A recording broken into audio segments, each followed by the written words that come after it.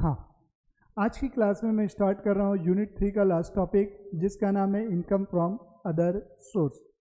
तो लिखने की ज़रूरत नहीं है, सारी चीज़ें आपको यहाँ पर देखने को मिल जाएंगी। तो इनकम फ्रॉम अदर सोर्स का मतलब क्या हुआ? जैसे कि आपने पढ़ा, आपके 5 हेड्स ऑफ इनकम होते हैं। कितने हेड्स ऑफ इनकम होते हैं आपके? 5 हेड्स ऑफ इनकम होते हैं। पहला हेड का नाम है इनकम फ्रॉम सैलरी, दूसरा है income from house property, income from PGBP, चौथा है कैपिटल गेन और पांचवा होता है अदर सोर्स। अगर कोई इनकम इन 4 हेड में टैक्सेबल नहीं है तो जो भी बचा वो किस में टैक्सेबल होगा? अदर सोर्स में। कुल मिला के इन शॉर्ट अगर मैं बात करूँ, जिसका कोई नहीं होता उसका अदर सोर्स होता है। तो कौन कौन सी इनकम इस हेड में चार्जेबल टू टैक्स होंगी वो लिस्ट आउट की हुई है, मैंने देख सकते हैं। मैंने लिखा है the income which are not taxable under any of the head 4 heads will be taxable under other source. तो इनकम के नाम दिया है, कौन कौन सी इनकम इसमें टैक्सेबल होगी? Interest, dividend, gift, royalty, agriculture income, prize money, advance money forfeited, interest on enhanced compensation. बस इसको याद करना, लिखने की जरूरत नहीं है ये वाला point. Winning from lottery, horse race, salary of member of parliament and member of legislative assembly. मतलब सांसद और विधायक को जो सैलरी मिलती है वो आपकी अदर सोर्स होती है। ठीक। Director sitting fees, examinership fees, undisclosed source मतलब ब्लैक मनी। अगर आपके घर में रेड हुई, पैसा निकला पर आप उसका सोर्स नहीं बता पा रहे हो कि ये पैसा कहाँ से आया, ऐसी इनकम को हम बोलते हैं undisclosed source. Family pension, gratuity receive by director who is not employ of the company. बस हो गया। अब बात आती है गिफ्ट पे, सबसे इंपॉर्टेंट टॉपिक है गिफ्ट। तो इनकम फ्रॉम अदर सोर्स का मतलब क्या हुआ? ऐसी इनकम जो बाकी 4 हेड में टैक्सेबल नहीं है वो अदर सोर्स में आएंगी। वो मैंने उनकी लिस्ट पूरी दे दी है। सबलेट रिसिप्ट, उसमें एक लिखना भूल गया हूँ तो लिख लेना, सबलेट रिसिप्ट। सबलेट मतलब क्या हुआ? मेरे पास एक घर मैंने लिया हुआ था किराए पे, अब वो घर मैंने किसी और को किराए पे दे दिया, तो इसको बोला जाता है सबलेट रिसिप्ट। तो गिफ्ट हमारे 3 टाइप के दिख रहे होंगे। पहला गिफ्ट है कैश गिफ्ट, दूसरा है गिफ्ट ऑफ मूवेबल प्रॉपर्टी और तीसरा है gift of immovable property being land and building और बोथ। ठीक है। तो आपको कैश गिफ्ट के बारे में बता रहा हूँ मैं। किसकी बात कर रहा हूँ? Cash gift. कैश गिफ्ट अगर आपको मिलता है, जैसे कोई भी आया, कोई रिलेटिव आया, कोई दोस्त यार हो गए, आपकी शादी ब्याह हो गए, कोई भी आया पैसा दे के चले गया, कोई बर्थडे में पैसा दे के चला गया, तो ये 50,000 रुपये तक आपका एग्जेम्प्ट होता है। कितने रुपए तक एग्जेम्प्ट होता है? 50,000 रुपये तक आपका एग्जेम्प्ट होगा, एग्जेम्प्ट अप टू ₹50,000। बट अगर ये 50,000 से 1 रुपये भी ज़्यादा हो गया तो पूरा अमाउंट टैक्सेबल होगा। 50,000 इन एग्रीगेट देखते, इन एग्रीगेट मतलब सबसे मिलाकर 50,000। ए से मिला 10,000, बी से मिला 20,000, सी से मिला 15,000, डी से मिला 6,000, सबका टोटल करूंगा। अगर टोटल 50,000 तक है देन नो इशू, बट उससे 1 रुपये भी ज़्यादा हो गया then full amount will be taxable. दूसरा है गिफ्ट ऑफ इमूवेबल प्रॉपर्टी, पढ़ेंगे एक बार। इमूवेबल प्रॉपर्टी में लैंड और बिल्डिंग की बात आ रही है। तो इसमें 2 केस है। पहला, मैंने जो गिफ्ट आपको दिया फ्री ऑफ कॉस्ट दिया। मान लो मेरे पास एक ज़मीन थी, वो मैंने आपके नाम कर दी, बट उसके बदले में मैंने आपसे 1 रुपये भी नहीं लिया। इसको बोलते हैं फ्री ऑफ कॉस्ट, यानी कि नो कंसिडरेशन। तो जो मैंने ज़मीन आपको दी उसकी वैल्यू अगर 50,000 रुपये से ज़्यादा है, यहाँ इंडिविजुअल बेसिस पे देखेंगे, ए से मिला, बी से मिला, सी से मिला, डी से मिला, सबको क्लब करके कैश गिफ्ट में देखें। यहाँ 1 to 1 बेसिस पे देंगे। ए ने कोई ज़मीन दी तो उसमें अलग से 50,000 का देखेंगे ज़्यादा है कि नहीं। बी से मिला तो उस केस में बी के लिए मैं अलग से देखूंगा 50,000 का गैप। ऐसा नहीं कि सबको मिला दूं, अलग अलग देखेंगे वहाँ।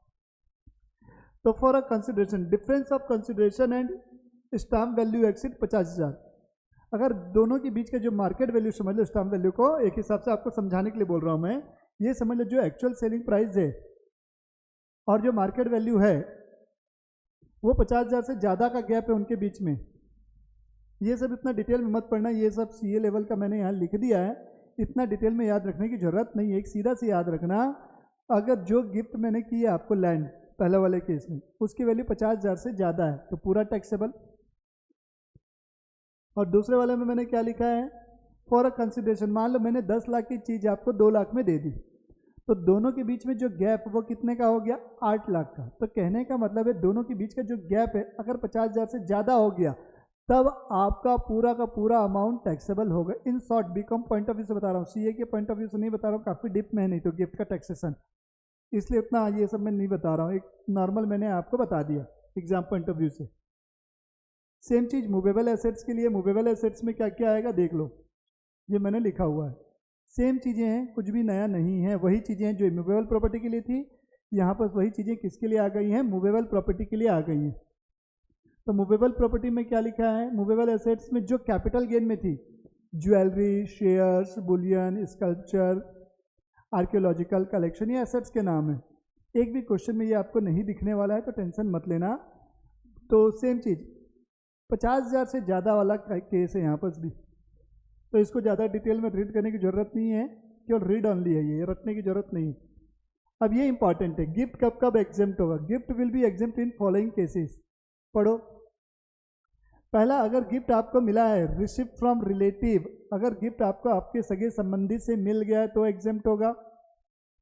Received in occasion of marriage, खुद की शादी, मेरी शादी और मुझे गिफ्ट मिला तो वो एग्जेम्प्ट होगा, चाहे वो किसी से भी मिले, कितने भी रुपए का मिले, कोई लेना देना नहीं है।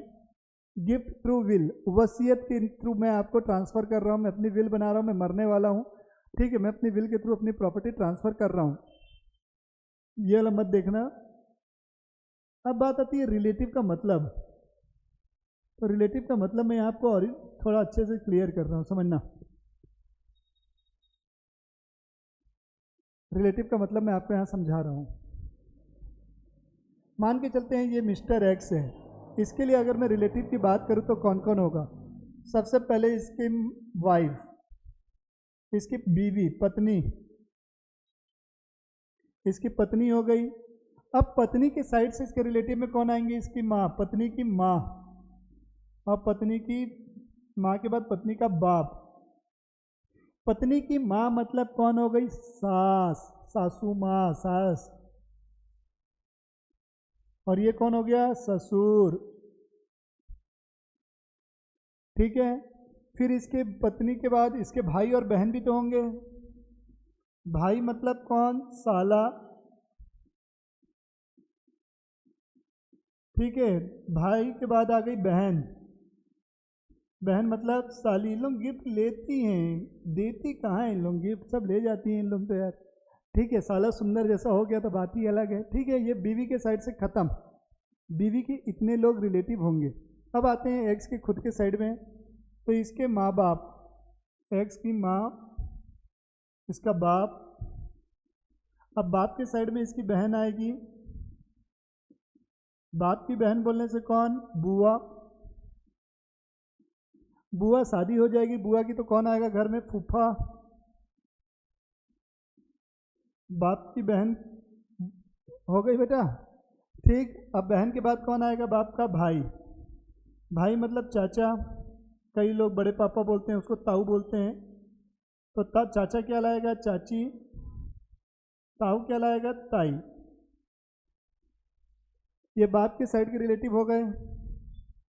अब माँ के साइड से देखो, माँ की बहन,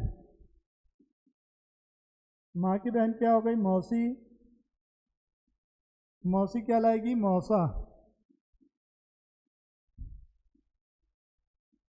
माँ का भाई, मामा, मामा क्या लाएगा, मामी, ठीक है। इतने लोग हो गए। अब मिस्टर एक्स है तो इसके भाई बहन भी होंगे, मिस्टर एक्स के भाई और बहन, भाई और बहन, बहन है तो क्या लाएगी, जीजा, भाई क्या लाएगा, भाभी, ठीक। अब इसकी शादी हो गई, पत्नी है तो इसका बच्चा भी होगा, लड़का हुआ, बेटा, बेटा है तो क्या लाएगा, बहू, बेटी हुई, बेटी क्या लाएगी, दामाद। अब इसके दादा और दादी, ग्रैंड पेरेंट्स, दादा दादी, इतने लोग सब उसकी रिलेटिव की डेफिनेशन में आएंगे। पहचान लो भैया अपने सगे संबंधी लोग को, ये इसके रिलेटिव की डेफिनेशन में शामिल होंगे, इतने लोग को रिलेटिव गिना जाएगा, ठीक। लिखने वाले लिख लेंगे, पॉज करके वीडियो को। आगे आइएगा, ये मैंने लिख दिया पूरा।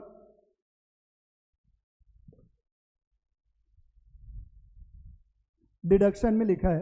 अब मैंने आपको अकाउंट्स में पढ़ाया हुआ है पहले भी, या आप लोगों को मैंने नहीं कहीं और से भी पढ़ा होगा, तो कहीं से भी अगर आपको इनकम अर्न होती है तो इनकम जहाँ से भी होगी वहाँ कुछ खर्चे भी लगेंगे। ऐसा तो नहीं है कि बैठे और पैसा आए पड़ा खर्चे भी तो होते हैं। तो इनकम से रिलेटेड अगर कोई भी खर्चा है तो वो माइनस होता है, ये एक बेसिक कॉन्सेप्ट है। तो टैक्सेबल अगर इनकम अगर है आपकी जिस पर टैक्स लग रहा है और उससे रिलेटेड अगर कोई खर्चा है तो उन खर्चों को माइनस किया जाएगा। बट लॉटरी टिकट परचेज करने का खर्चा माइनस नहीं होगा, डिविडेंड का कलेक्शन चार्जेस माइनस नहीं होगा, ये चीज़ें ध्यान रखिएगा। वही चीज़ों को यहाँ मैंने लिखा हुआ है। Any expenses incurred for earning taxable income. फिर है फैमिली पेंशन। फैमिली पेंशन की कितनी छूट मिलेगी? 1/3 ऑफ पेंशन रिसिप्ट। जितना पेंशन आपको मिला उसका 1/3 या 15,000, दोनों में जो भी वैल्यू छोटी होगी उसकी आपको डिडक्शन मिलेगी। ये वाला पॉइंट याद रखने की जरूरत नहीं है, आपको एग्जाम में नहीं एक भी क्वेश्चन में नहीं दिखेगा।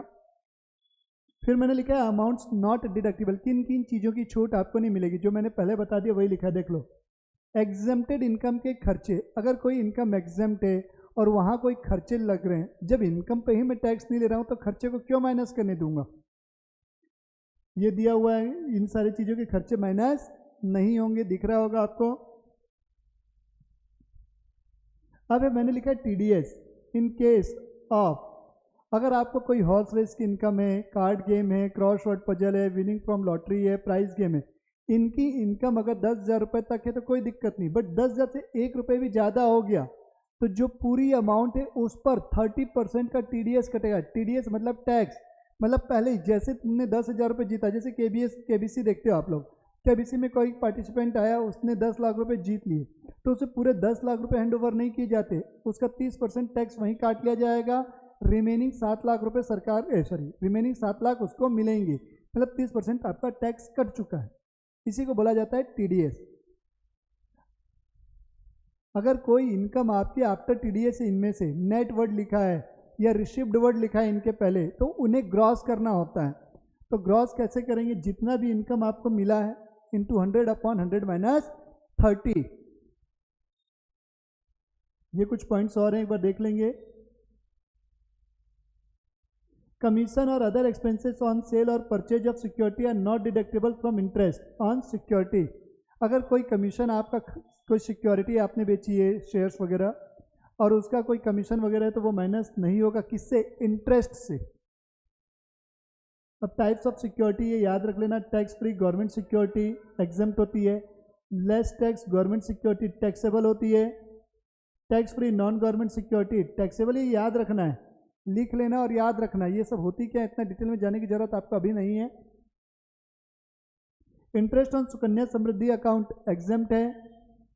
Interest on postal saving bank account exempt है 3,500 रुपये इंडिविजुअल बेसिस पे। अगर मेरा खुद का अकाउंट है, सिंगल अकाउंट है, तो 3,500 तक एग्जेम्प्ट है। अगर जॉइंट अकाउंट है तो 7,000 रुपये तक एग्जेम्प्ट होगा। तो ये पूरा अदर सोर्स का मेन कॉन्सेप्ट है। मेन अब इसके अपन क्वेश्चन करेंगे नेक्स्ट वीडियो में, ठीक है।